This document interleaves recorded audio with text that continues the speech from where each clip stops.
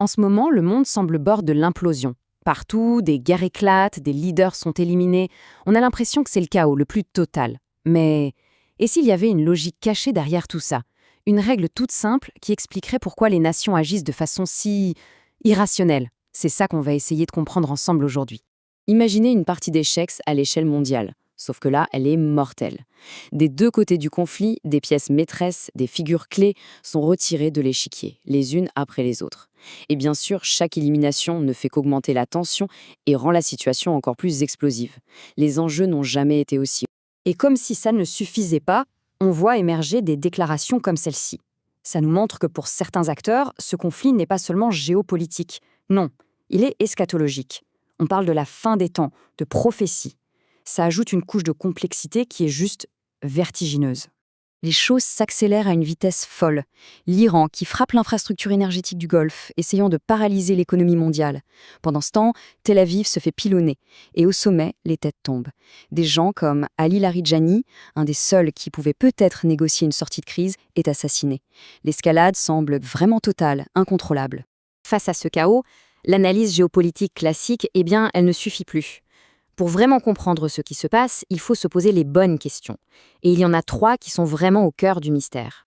La première, c'est une question de logistique en fait. Comment est-ce possible? Éliminer un chef d'État ou un haut responsable militaire, c'est incroyablement difficile. La surveillance électronique seule, ça ne suffit pas pour expliquer une telle précision. Alors comment font-ils? La deuxième question, elle, défie toute logique stratégique.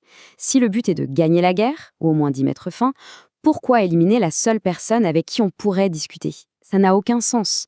C'est totalement contre-intuitif, à moins, bien sûr, que le véritable objectif ne soit pas la paix. Et enfin, la grande question, celle qui nous concerne tous. Ces assassinats, ce ne sont pas juste des événements isolés. Ils représentent un véritable point de non-retour. Alors, où est-ce que tout ça nous mène? Quel est l'avenir qui se dessine? Pour répondre à ces questions, il y a un concept qui change tout. La loi de la proximité. L'idée est en fait assez simple. Le conflit qui compte le plus, celui qui dicte vraiment les décisions, ce n'est pas la guerre contre l'ennemi extérieur, mais la guerre contre le rival à l'intérieur. Finalement, c'est quelque chose qu'on vit tous les jours. On est constamment en compétition avec nos frères et sœurs pour l'attention des parents, avec les camarades de classe, avec les collègues pour une promotion. Ces petites luttes de proximité, elles dictent la plupart de nos choix, bien plus que les grands enjeux nationaux. Eh bien, pour les pays, c'est exactement la même chose. Allez, prenons un premier cas concret, les États-Unis. Le pays est tellement divisé en ce moment que cette guerre à l'étranger est devenue une arme dans leur propre guerre civile qui ne dit pas son nom. Et là, c'est le grand paradoxe. Les deux partis, démocrates et républicains, soutiennent la guerre, mais pour des raisons internes totalement opposées. Les démocrates parient qu'une guerre impopulaire va détruire leurs rivaux, et les républicains, eux, voient la guerre comme un moyen d'obtenir des pouvoirs d'exception et de consolider leur pouvoir. Au final, l'ennemi extérieur n'est qu'un prétexte dans leur lutte interne. Mais en réalité, la division est encore plus profonde. Ce n'est pas juste une histoire de parti. C'est une bataille entre 2 énormes bulles financières qui veulent toutes les deux le contrôle de Washington. D'un côté, on a la finance traditionnelle de Wall Street, de l'autre, la tech et l'IA de la Silicon Valley. Chacune de ces bulles sait qu'elle va éclater. Et le but du jeu, c'est de contrôler le gouvernement pour être celle qui sera sauvée avec l'argent public. On change de décor maintenant, on part en Israël.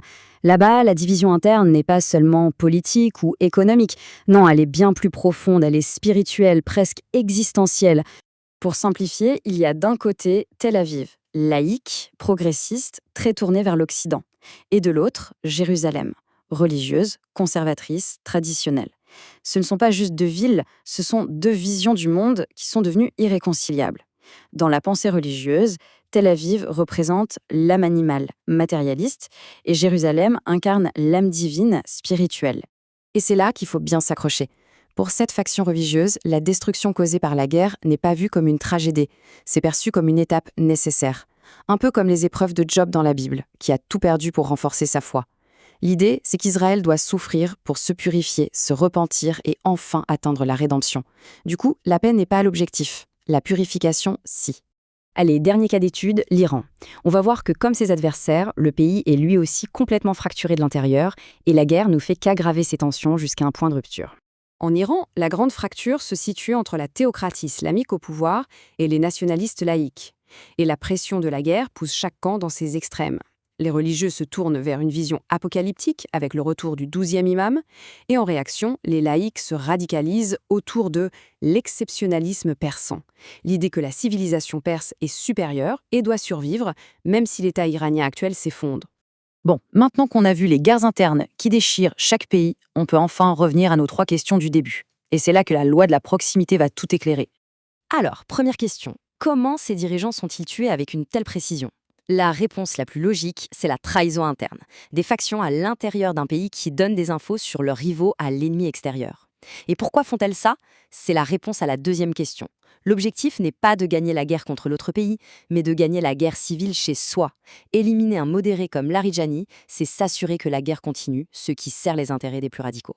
Et tout ça nous amène à la dernière question. Qu'est-ce que ça signifie pour le monde? Eh bien, cette analyse suggère qu'on assiste en fait à une guerre bien plus vaste. C'est un choc entre deux mondes. D'un côté, l'ordre mondial actuel, laïque et financier, mené par l'Occident. Et de l'autre, un nouvel ordre qui émerge, nationaliste et théocratique, et qui prend racine non seulement en Iran ou en Israël, mais aussi au sein même de nos sociétés occidentales. Au final, cette loi de la proximité, elle nous oblige à regarder au-delà des gros titres et des déclarations officielles. Elle suggère que les plus grandes menaces ne viennent pas toujours de l'extérieur. Alors la question reste entière. Si le combat le plus important est celui qui se déroule en interne, quelle est la vraie nature de la guerre que chacun est en train de mener?